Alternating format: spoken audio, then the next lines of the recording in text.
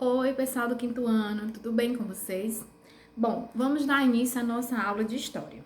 E hoje vamos falar aí, né, sobre poder, sobre centralização do poder, sobre como esse poder, né, é dividido e como ele influencia, né, na nossa vida. Bom, vocês vão pegar o material de vocês e vão abrir aí na página 118, certo? E como nós estamos na aula de história, a gente vai estar sempre relembrando como era antigamente, né? Antes, as famílias, né, tinham um papel fundamental nas comunidades. Vários povos antigos, né, em vários povos antigos, todas as grandes decisões, né, que impactavam na vida da comunidade ou da aldeia, eram debatidas em conselhos formados por líderes das famílias, né, das famílias mais influentes, viu, gente? É importante lembrar isso. E essa influência decidia, né, a posse de terras, a questão dos membros de família, né, enfim. Com o crescimento aí das aldeias, das comunidades, né, começaram a ocorrer choques de interesse entre as comunidades. E aí a gente vai sentir a necessidade, né, de ter uma organização de Estado maior, porque começou a haver esses choques, né, entre as aldeias, entre as comunidades, esse choque de interesse. Então começou a haver a briga crescente aí atrás de terras, né, de recursos naturais, enfim. Os chefes de família que lideravam e consequentemente venciam as disputas entre as aldeias ganhavam prestígios dentro e fora, né, da comunidade, da aldeia. E com o passar do tempo, esses chefes começaram a controlar além das suas aldeias, além de controlar a própria comunidade, passaram a controlar outras comunidades, tá? E aí, né, centralizava o poder nesse local, certo? Os reis não só coordenavam soldados, tinham também influência política e autocrata, certo? E foi ficando cada vez mais difícil para um único coordenador sozinho, de forma, né, que foram delegando as funções de pessoas para pessoas de suas confianças, certo? E aí essa organização, né, de poder e influência dentro das comunidades nós chamamos de Estado. Então, o que é o Estado, gente? Toda essa organização, né, que divide e ao mesmo tempo centraliza aí a questão das decisões, né, de governar, de tomar as decisões aí do Estado, da comunidade, tá bom?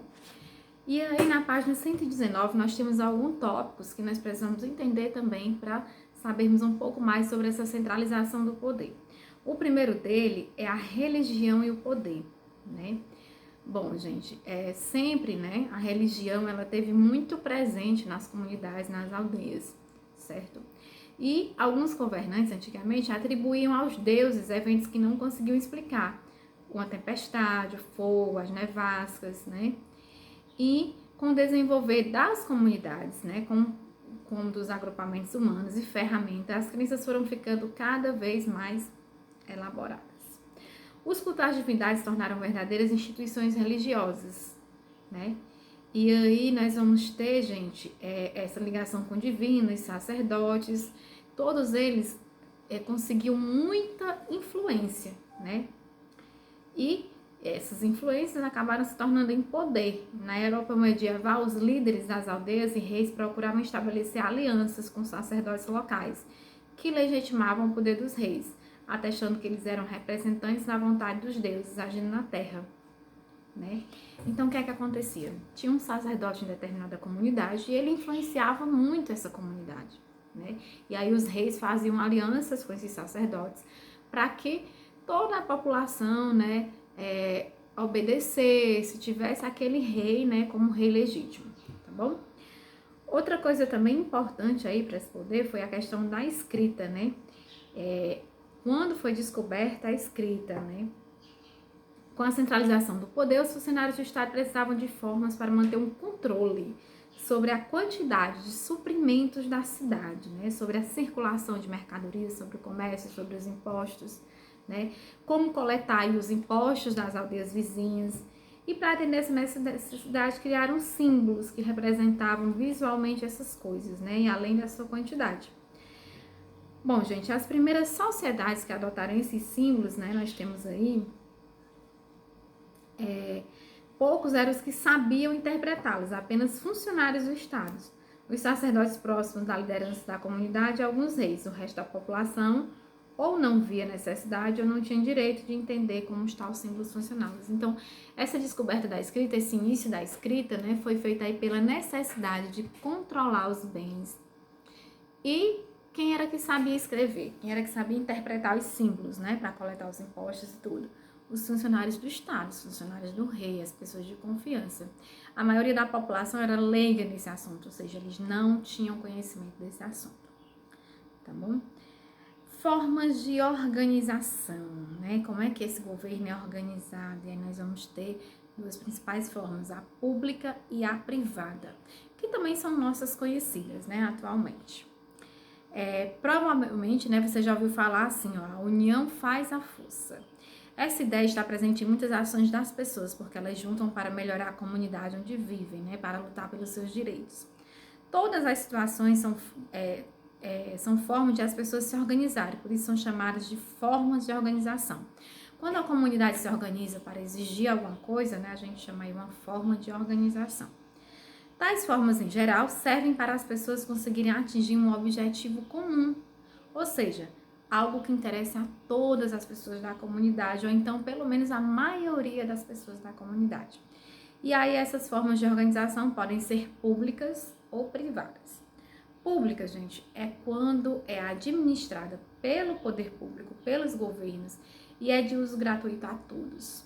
Privada é quando uma pessoa, né, ou várias pessoas fazem seu uso, mas é mediante um pagamento, né, uma coisa particular, tá bom? E aí nós vamos ter algumas formas de organização pública, né? A pública nós vamos ter a organização social, a organização política e a econômica, tá? A social, quando as pessoas se organizam, por exemplo, em sociedades, em comunidades, em associações, né? Nos bairros a gente tem, às vezes, a associação do bairro, né? A associação nos sítios também tem no distrito, a associação do distrito Baú, a associação do distrito Barro Alto, né? É aquela associação que representa a comunidade. Política, né? Um exemplo aí de associação política são os partidos, né? Que eles se organizam aí para tomar providências, né? Para ganhar votos, para colocar pessoas no governo. E econômica, né? Quando as pessoas também se organizam em sindicatos para lutar pelos seus direitos, tá bom? Nas nossas comunidades, no bairro que você mora, deve ter alguma desse tipo de associação. Uma cooperativa, algumas associações assim, de lojas, sindicatos que defendem certa categoria, tem sindicato dos mototaxistas, tem sindicato dos professores, são todos tipos de organizações, né? Bom, e aí na página 121 nós temos a diferença entre Estado e nação, né? Gente, o Estado é uma organização política, né, que exerce sua autoridade sobre um território concreto. A característica do Estado moderno é a soberania, reconhecida tanto dentro da própria nação como parte dos demais estados. Todos os estados tendem, portanto, a ter certas instituições, ou seja, todo estado tem seus tribunais, as instituições políticas, as prefeituras, enfim, para uso interno, como também tem as forças armadas, né, para sua segurança, ou funções que requeram um sistema destinado a recolher impostos. Então, todo estado, ele se organiza. A nação, gente, já é um grupo, assim, de pessoas, um grupo mais numerosos, e está mais ligado a questões históricas, culturais, econômicas, né, às vezes linguísticas, tá bom? E vamos lá ver agora a organização do nosso estado. O nosso estado, ele tem 3 poderes, né? Legislativo, executivo e judiciário, tá bom?